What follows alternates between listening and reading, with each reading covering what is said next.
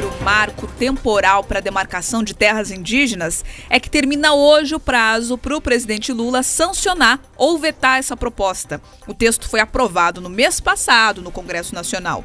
A expectativa é grande para os deputados e senadores que votaram favoravelmente à proposta e, por outro lado, para representantes dos povos originários. A aprovação da proposição pelo Congresso ocorreu no fim do mês passado e foi vista aí como uma proposta ao julgamento do Supremo Tribunal Federal, que considerou a tese do marco temporal como inconstitucional. Como o projeto já tinha sido aprovado pela Câmara dos Deputados, ele foi encaminhado para a sanção do presidente Lula, que vai ter que decidir se veta totalmente, parcialmente ou se sanciona esse texto na integralidade. Pela proposta que passou pelo Congresso, os povos indígenas só poderão reivindicar a posse de áreas que ocupavam a partir do dia 5 de outubro de 1988, data da promulgação da Constituição. Ou seja, se não comprovarem que estavam nas terras nesta data, poderão ser retirados. Aliás, poderão ser retiradas da área indígena.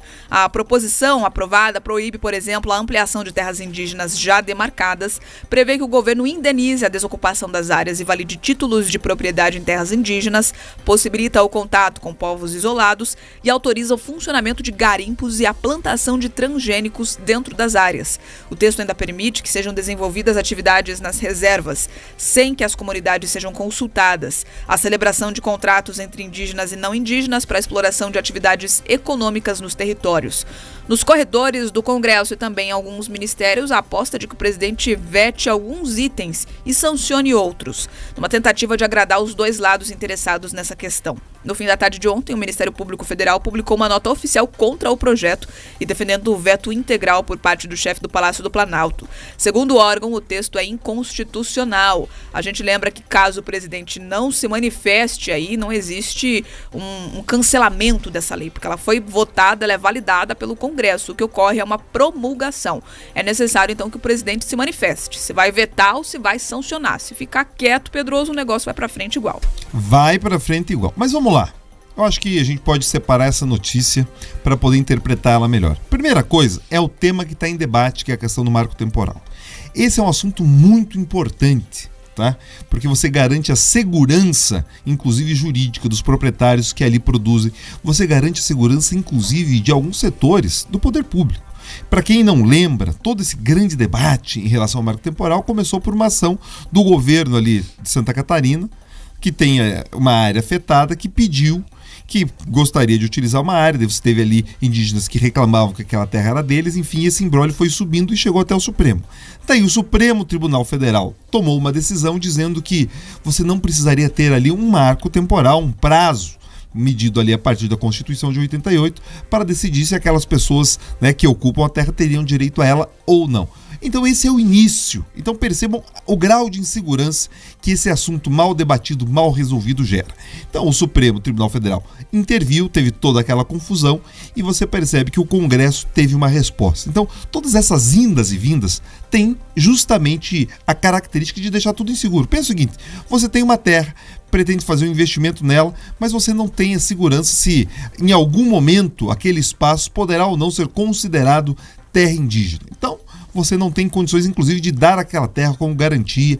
Enfim, você tem uma série de problemas ali instalados. Você tem também o problema de áreas que já foram realizadas benfeitorias, grandes investimentos, que podem ali ser revertidos. Então, é um problema complexo que precisa, sim, ter uma solução definitiva para que ninguém fique pendurado na boa vontade de um ou de outro. Então, esse é o primeiro aspecto que a gente tem que garantir, inclusive, que quem produz tenha essa segurança e que as terras indígenas também sejam respeitadas. Esse é o primeiro ponto.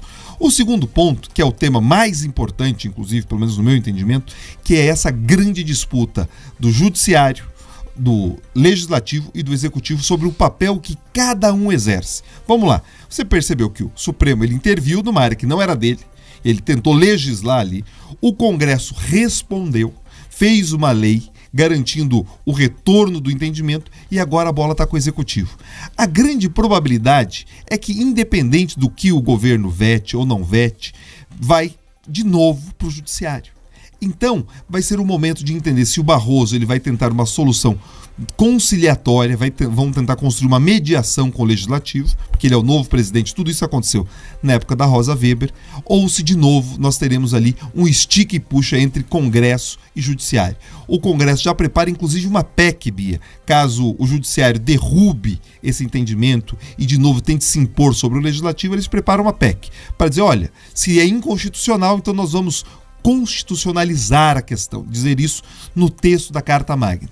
Enfim, a coisa pode ainda ter mais temperatura nessa fervura. Os desdobramentos disso podem ditar, inclusive, o clima político do que está acontecendo. Veja, você percebe que o Senado falou mais alto depois de toda essa questão, né? Começaram a falar, inclusive, em ter mandato no Supremo Tribunal Federal, falaram em conter outras decisões. Enfim, talvez esse debate que é tão importante sobre o marco temporal ganhe uma importância redobrada, estabelecendo ali novos limites entre os poderes da República que, vamos combinar, estavam bem desbalanceados.